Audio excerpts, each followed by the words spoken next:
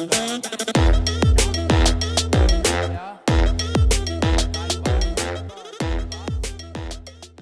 right. Well, it is 7:01. So today we're in a kind of an interesting spot in our story. We found out that along the way, Samuel has kind of taken up refuge. He took up refuge against the pursuit of Saul in a city of the Philistines. And as he's taken up refuge there, he's kind of been going out on raiding parties into what is largely areas controlled by the Israelites, but unbeknownst to the Philistines or the Philistines' king, they haven't been actually attacking. Haven't been attacking Israelite territory, but the Philistine king believes he's attacking Israelites. He's actually kind of going to outlying cities, villages, and towns inside of and around where the Israelites are. And so here we're picking up this story at this point where the king of the Philistines believes that that David is actually kind of a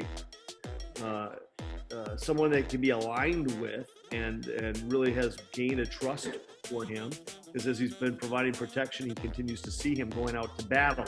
And so now he invites him into a battle alongside of their forces. And David really finds himself in a bit of a quandary in our text today. So let's dive in. And oh, by the way, this is a weird passage of scripture. So the Philistines assembled and they came up to the camp of Shunem.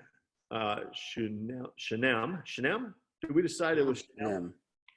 While Saul gathered all Israel and set up camp at Gilboa, when Saul and the Philistine armies, when Saul saw the Philistine army, he was afraid. Terror filled his heart. He inquired of the Lord. The Lord is not answering Saul right now in dreams or Urim. Urim is a kind of a tool that was used by priests. So he's not being answered by the priests, the prophets, or by dreams.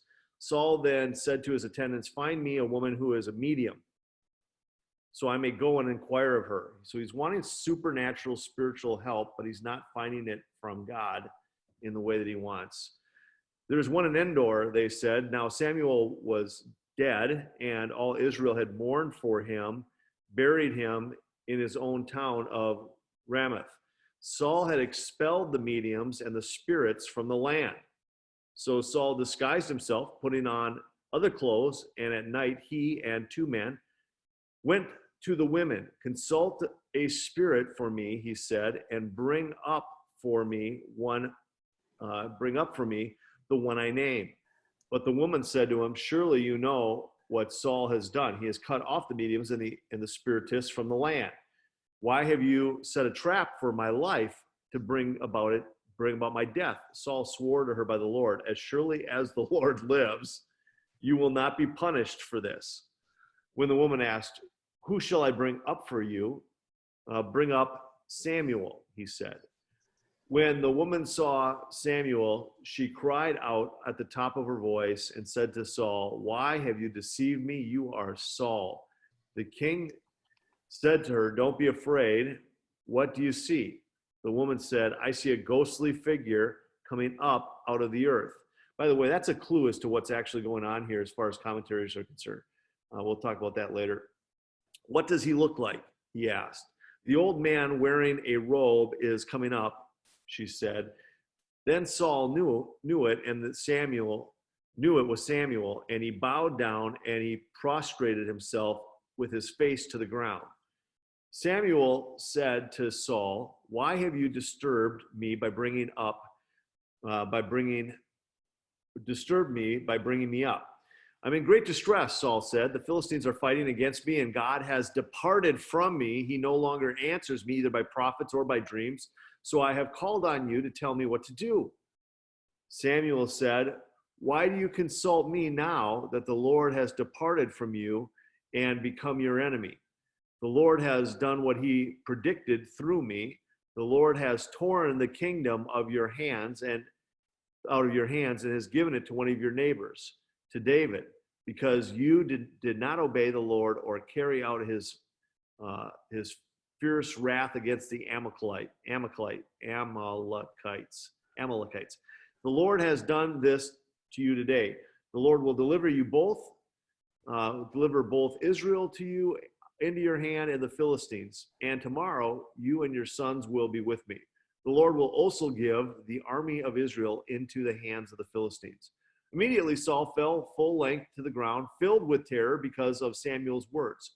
His strength was gone, for he had eaten nothing all day and all that night. And when the women came to Saul and saw that he was greatly shaken, she said, "Look, your servant has obeyed you. I took my life in my hands and did what you told me to do. Now please listen to your servant and let me give you some food so that you might eat and have strength to go on your way. Get out of here." He refused and said, "I will not eat." But his men joined the woman in urging him, and he listened to them. He got up from the ground and sat on the couch. The woman had a fattened calf at the house, which she butchered at once. She took some flour, kneaded it, and baked bread without yeast. Then she set it before Saul and his men, and they ate. That same night they got up and left. Now the Philistines fought against Israel. The Israelites fled before them, and many fell dead on Mount Gilboa. The Philistines were in hot pursuit of Saul and his sons, and they killed his sons Jonathan, Abinadab, and Malchi-Shua. The fighting grew fierce around Saul, and when the archers overtook him, they wounded him critically. Saul said to his armor-bearer, "Draw your sword and run me through, or these uncircumcised fellows will come and run me through and abuse me." But his armor-bearer was terrified and would not do it. So Saul took his own sword and fell on it. When the armor-bearer saw that Saul was dead, he too fell on his sword and died with him. So Saul and his 3 sons and his armor-bearer and all his men died together that same day. When the Israelites along the valley and those across the Jordan saw that the Israelite army had fled and that Saul and his sons had died, they abandoned their towns and fled, and the Philistines came and occupied them. The next day, when the Philistines came to strip the dead, they found Saul and his 3 sons fallen on Mount Gilboa. They cut off his head and stripped off his armor, and they sent messengers throughout the land of the Philistines to proclaim the news in the temple of their idols and among the people. They put his armor in the temple of the Ashtoreths and fastened his body to the wall of Bethshan. When the people of Jabesh Gilead heard what the Philistines had done to Saul, all their valiant men marched through the night to Bethshan. They took down the bodies of Saul and his sons from the wall of Bethshan and went to Jabesh, where they burned them. Then they took the bones and buried them under a tamarisk tree at Jabesh, and they fasted 7 days. Saul died because he was unfaithful to the Lord. He did not keep the word of the Lord, and even consulted a medium for guidance, and did not inquire of the Lord. So the Lord put him to death and turned the kingdom over to David, son of Jesse. Jonathan, son of Saul, had a son who was lame in both feet. He was 5 years old when the news about Saul and Jonathan came from Jezreel. His nurse picked him up and fled, but as she hurried to leave, he fell and became disabled. His name was Mephibosheth. After the death of Saul, David returned from striking down the Amalekites and stayed in Ziklag 2 days. On the 3rd day, a man arrived from Saul's camp with his clothes torn and dust on his head. When he came to David, he fell to the ground to pay him honor. "Where have you come from?" David asked him. He answered, "I have escaped from the Israelite camp." "What happened?" David asked. "Tell me." "The men fled from the battle," and he replied, "many of them fell and died, and Saul and his son Jonathan are dead." Then David said to the young man who brought him the report, "How do you know that Saul and his son Jonathan are dead?" "I happened to be on Mount Gilboa," the young man said, "and there was Saul leaning on his spear with the chariots and their drivers in hot pursuit. When he turned around and saw me, he called out to me, and I said, 'What can I do?' He asked me, 'Who are you?' 'An Amalekite,' I answered. Then he said to me, 'Stand here by me and kill me. I'm in the throes of death, but I'm still alive.' So I stood beside him and killed him, because I knew that after he had fallen, he could not survive. And I took the crown that was on his head and the band on his arm, and have brought them here to my Lord." Then David and all the men with him took hold of their clothes and tore them. They mourned and wept and fasted till evening for Saul and his son Jonathan, and for the army of the Lord and for the nation of Israel, because they had fallen by the sword. David said to the young man who brought him the report, "Where are you from?" "I am the son of a foreigner, an Amalekite," he answered. David asked him, "Why weren't you afraid to lift your hand to destroy the Lord's anointed?" Then David called one of his men and said, "Go strike him down." So he struck him down and he died, for David had said to him, "Your blood be on your own head. Your own mouth testified against you when you said, 'I killed the Lord's anointed.'" David took up this lament concerning Saul and his son Jonathan, and he ordered that the people of Judah be taught this lament of the bow. It is written in the book of Jashar. "A gazelle lies slain on your heights, Israel, how the mighty have fallen. Tell it not in Gath, proclaim it not in the streets of Ashkelon, lest the daughters of the Philistines be glad, lest the daughters of the uncircumcised rejoice. Mountains of Gilboa, may you have neither dew nor rain. May no showers fall on your terraced fields. For there the shield of the mighty was despised, the shield of Saul no longer rubbed with oil. From the blood of the slain, from the flesh of the mighty. The bow of Jonathan did not turn back, the sword of Saul did not return unsatisfied." Saul and Jonathan. In life they were loved and admired. In death they were not parted. They were swifter than eagles. They were stronger than lions. Daughters of Israel, weep for Saul, who clothed you in scarlet and finery, who adorn you with garments with ornaments of gold. How the mighty have fallen in battle. Jonathan lies slain on your heights. I grieve for you, Jonathan, my brother. You were very dear to me. Your love for me was wonderful, more wonderful than that of a woman. How the mighty have fallen. The weapons of war have perished. Well, before we jump into anything too interesting, Josh, when we get back into regular worship services, could we have this song put to music? Yeah, Got it? a great song of lament. Yeah. Songs of lament are important. This could be a I'll play harmonica to it. could How's be that? our new Hey, gazelle. go-to Yeah. song. We could do it to some kind of a 70s jazz riff. That would be that would be- Oh man. Let's do a funk song with it. Yeah. Yeah. All right. Well, what do you guys think of all this business?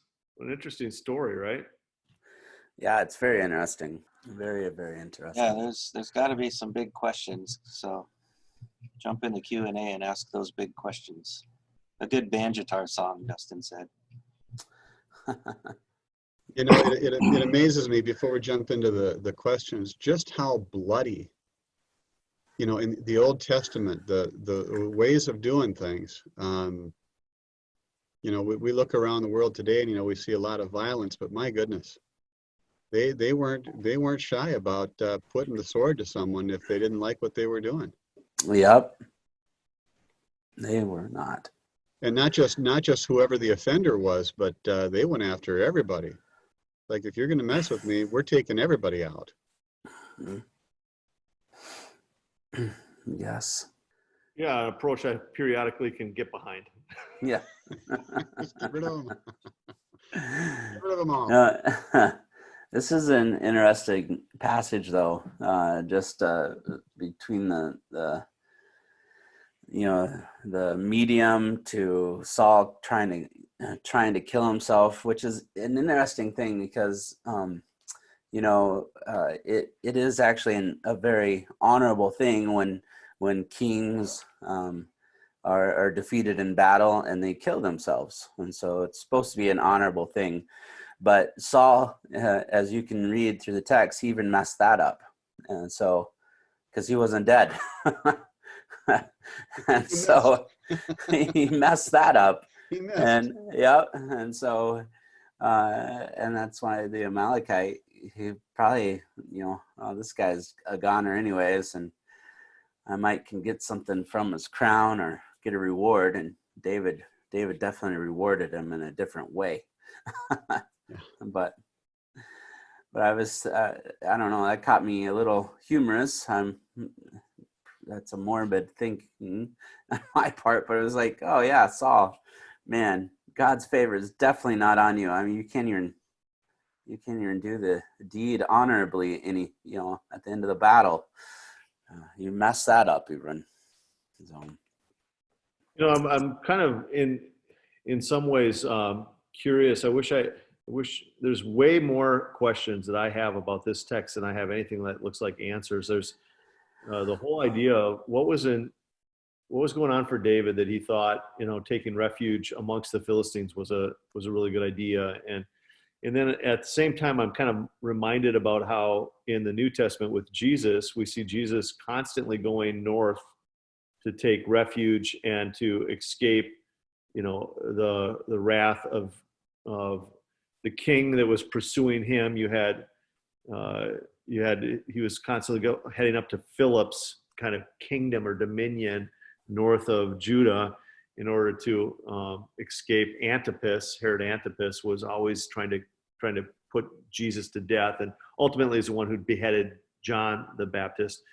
In that whole season, whenever there was a time where Jesus went away to spend time, it was always heading up north to this other kingdom, because he knew that there was no love lost between Herod Philip and Herod Antipas, and or Herod Archelaus, who was south of Herod Antipas. And so you've got this place where there is a sense that the enemy of my enemy is my friend. And I kind of, even in the midst of that idea, I keep seeing that in politics in this moment, where right now the enemy of my enemy is my friend. And so for the first time, you've got some semblance of Democrats and Republicans working together and getting along, because they both have a shared enemy in this virus. And they're not very good. They're not very good at working together, and that becomes pretty apparent.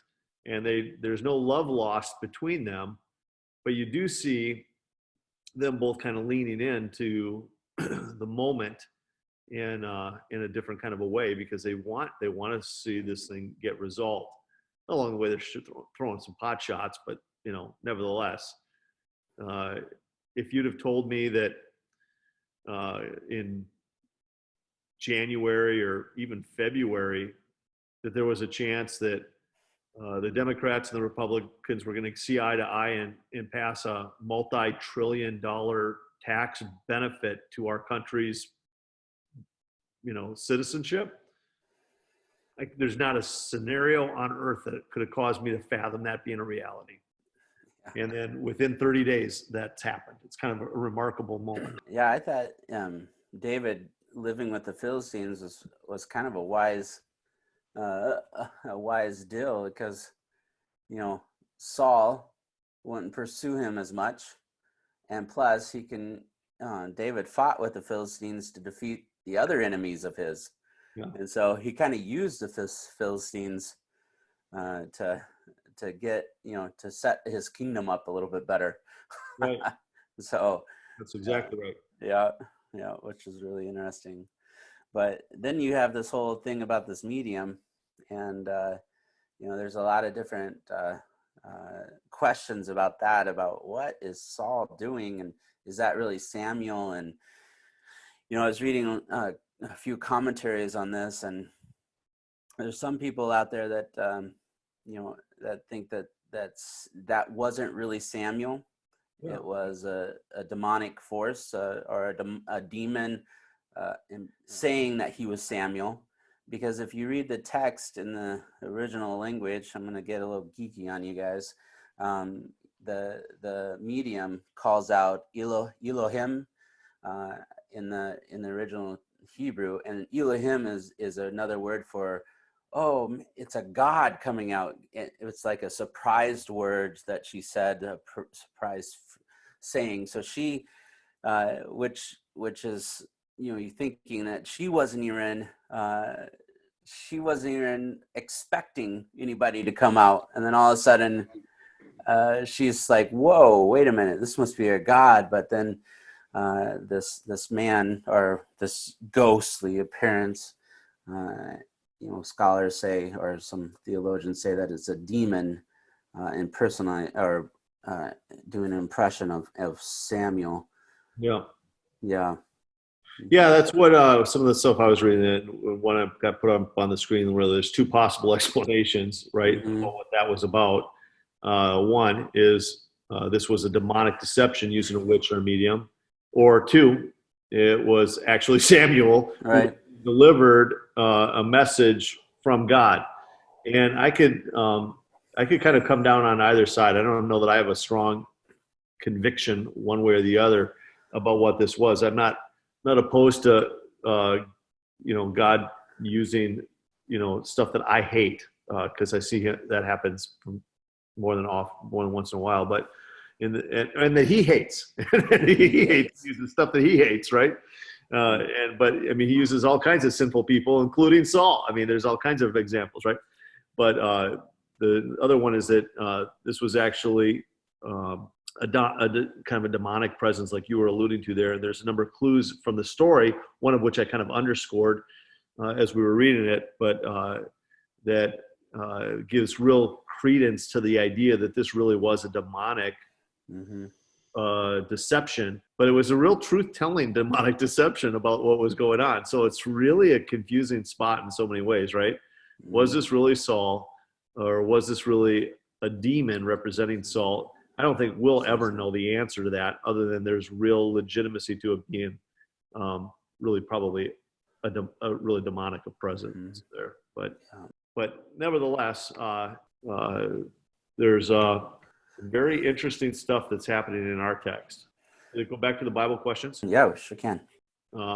In what circumstances might you be tempted to make yourself the exception to your own rule? This question is really for Connie. Yeah, what in the world? Please let's not bring Connie. It's a funny thing, whenever you throw down, as a parent, I think you throw down any kind of an absolute. We are never doing that again. Yeah. And then something comes along and say, oh, but wait a minute, I didn't really mean.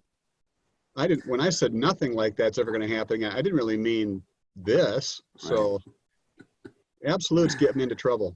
Anyone else want to take a crack at that? Well, my dad's bringing me into this situation. He said, as a father, I was often in that position. So it's true, that I'll admit. And now I'm. Hey, Bob, as a boss, I feel the same way. Yeah. Oh, brother Josh, you got to come in on every. In your opinion, what circumstances make Saul's desire to die quickly rather understandable, either understandable or cowardly? I think you hit a little bit of that earlier, Linfield. Yeah, I don't. Yeah, understandably, is that he knew he was defeated, and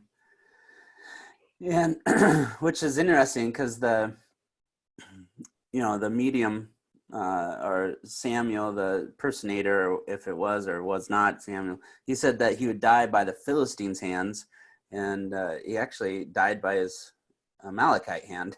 And so, it was somewhat truthful. But Saul's desire, I think it was trying to be trying to save the little honor he had left as a king by trying to kill himself. But it's also a little bit of I'm doomed. There's nothing left. I gotta fall more into that camp of it. Yep. I think he just was like, oh man, God has stopped talking to me. Mm-hmm. I can't communicate with God through the priests. I can't communicate with God through my dreams, visions, and prayers. I can't communicate with God through the prophets. It's like I have lost complete contact with God. Now I've gone to this median, and the word on the street is I'm doomed. Yep. Yep. I think there was a fear that maybe gripped him, a hopelessness. Yep. The hopelessness that gripped him, and for me, I just look and I think, after all of his conquering and conquests and all of the things that he pursued that he thought were going to produce life that didn't, he's now completely empty, and And I think he died a cowardly death. Yeah. I don't know that that it was in his mind. It doesn't feel to me in the text like from his perspective that he was offering this last valiant kingly honor Right. you often read about. So Yeah. What a awful place to be in.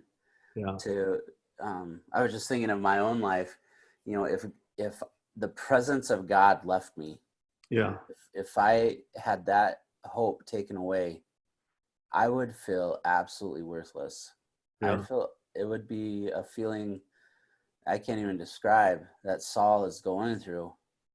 Um, you know, it's I don't know if you've ever thought about that. If I didn't have God's protection, God's Holy Spirit, if I didn't have that, man, oh man, I would just the hopelessness that would be in me would be terrible.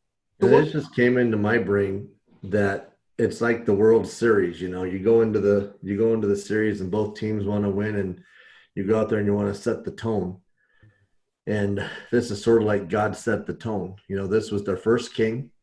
This is what they wanted. They rejected him, and he was going to set the tone and show you what a king is like. And the first king right out of the gate is just utter despair and utter hopelessness, just to sort of set the tone. This is what you wanted. And then it gets better, obviously, with David and Solomon. He teaches things through each man, but that's sort of what I was thinking. Yeah. It was a tone setting.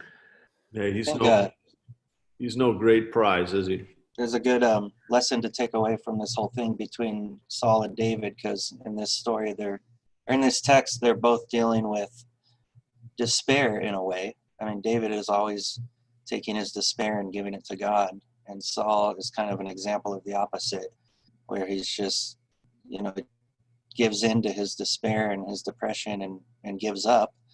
And David takes, the same kind of despair in a way, but laments it to God. And it just shows how important it is for us to lament. There's a place and a time to lament and cry out to God, and then God will deliver us into a better place. And The last question I kind of want to just spend a couple moments with is the fourth one. What causes someone to be stubborn and resist God's commands? And I was looking at that, thinking about this moment with my son, Gabe, who I think has gotten a little bit stir crazy. He's a first grader, and his routine has been upset, and his friends are being missed, and his parents are really busy, and the things that he's wanting, he's not getting, and he's behaving badly. So badly that I've been thinking about putting him up for adoption at times. Not really, but I mean, it's like, and he gets so stubborn and so resistant to anything that looks like direction from mom and dad at the moment. And I've been kind of wrestling with the realities of how it is that when I get afraid, or I get, how easy it is for me inside of circumstances to get selfish and self-absorbed and self-centered and want my own way. And just, what do you guys think about that? What causes people to become stubborn and resistant to God's commands? Well, there's some Q&A in there. Chris was talking along those lines, if you guys want to jump in and take a look at what they were saying. And then while you guys are looking at Chris's question, I'm actually going to grab a book for you, Jenny, because you had brought up women in the Bible yesterday, and it made me think about this book I have. Probably knows right where it is, but he's grabbing that. What do you guys think? Well, human desires, our own personal selfishness is a big key to that. I think that we are sinful people, and we're selfish people. We want ours now and not later, and and we don't think about other people, the first response, and so we become stubborn if we don't get our way. Yeah. So, Josh, any thoughts? Yeah, I was just reading. Erica just said pride, and Pride. that's just a good answer to the whole thing. Pride is the issue, Yeah. and pride comes before the fall. Yeah, I'm going to And pride explain. is an interesting thing because it comes in different ways. One of the things I always think about when struggling with pride is like when you get to a point where you've followed your desires and wants so many times, just like the Israelites did, that you don't want to accept God's grace. And so and one of the things I was thinking about the other day, I don't want to get too off subject, but the fact that that is a form of pride. When you say, you know what, I give up, God, I don't deserve your grace. I'm just gonna die. Mhm. And that's a form of pride, and that's a sin. And so it's very interesting to think that not only is pride unaligning us with what God has for us, but accepting His provision in our lives is a form of humility as well. Yeah. I know that Seth had picked up that I've been pondering Ginny's question, the role of women. Seth, you had something though. I've got a thought on that, but I'm curious to know what maybe you're going to answer her question with the book that you've got. Yeah, I was gonna say, Jenny brought up women twice, although her question this morning wasn't just about women. It was about the fact that, when these terrible things happen, people somehow attribute that to God, and God is a God of love. Especially when Jesus comes, obviously he's teaching lessons through the law prior to Jesus coming that were in the context of society. But what I was going to say about the women was that I think it's a gross misunderstanding of the word, and there's two big ones that come to mind.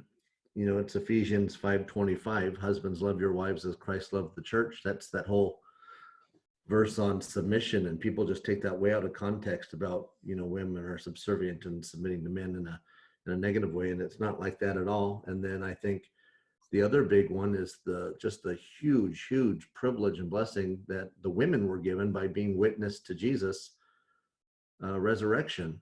And then of course we all know Esther and Ruth. And so I was going to pick up this book that, Jenny, I wouldn't mind sending it to you if you want to dig into it more.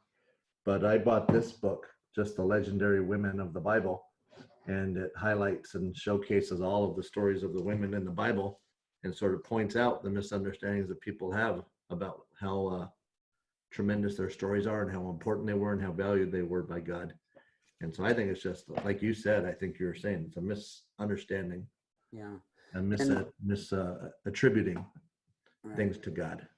In the second part of that, Jenny, you were talking about how God, how does He allow women and babies and animals being killed? Well, if you look at the Old Testament, every time that God said go and make sure you kill all these, is because those people were a very evil people.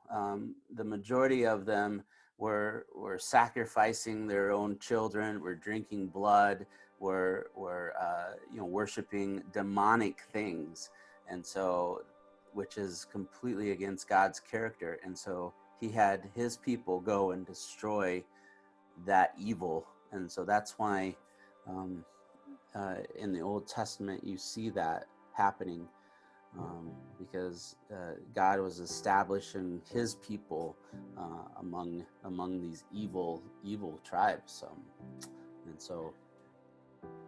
Yeah, this might be just. I'm gonna give you a little plug, Todd. You'll, everybody should check out Todd's video tomorrow. We'll talk about small groups, but we, as a staff, just watched a small group study by, I think Ray Vanderlyn is his name, but it's PG, so cover your ears, kids. But in the study, it talked about them having sex, worshiping the Baal. Baal is mentioned many times in the Old Testament, and I don't think people understand how evil and vile Baal is, that they literally, the priests of Baal would take young girls and have sex with them on the stage, and then the crowd would join in with prostitutes, and it was just a evil society.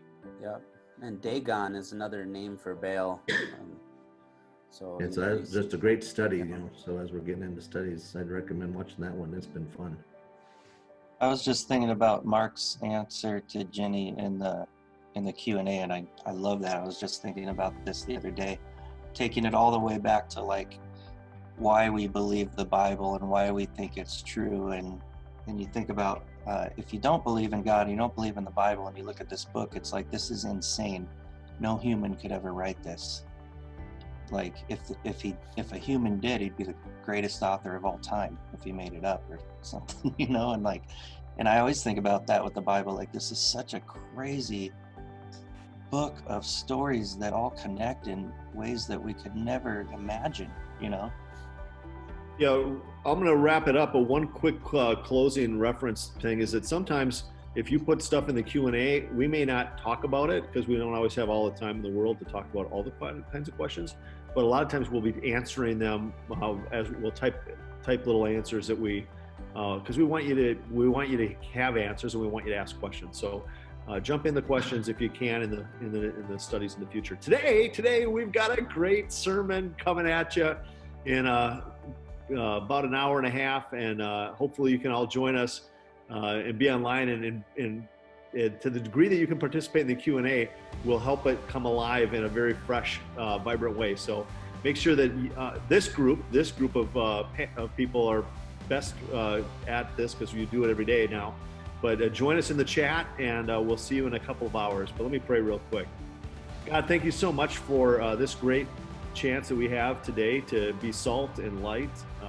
I ask that now that we've been in our homes for a considerable period of time, that you help us figure out how to be salt and light to our families, that you help us speak softly and gently, that you give us a passion for bringing your fame into our homes, and that we would really sense your direction and your love for us in the midst of today's lesson.